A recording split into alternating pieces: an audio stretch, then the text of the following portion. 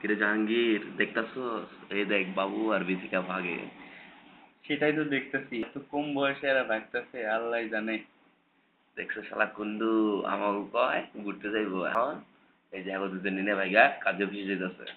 সেটাই তো দেখতেছি, ব্যাগে যতগুলো জিনিস দেখছি। কত ওজন দেখছস? দুইজনে মিলে টানতে পারে না। আরে চিন্তা কর। আমার তো মনে হইতেছে কত স্বর্ণ টর্ণ কত কাপড় চোপড় যে লইছে আল্লাহ জানে। আমার তো মনে হয় অনেক কিছু নিছে রে। আমার তো মনে হয় মাইয়া পুরা ব্যাংক ব্যালেন্স সব শেষ করে লাইছে। তাই তো মনে হইতেছে, ব্যাগটার যে ভারী মনে হইতেছে, আর দুইজনে কয় ভরি টাইনে ট্রেনে।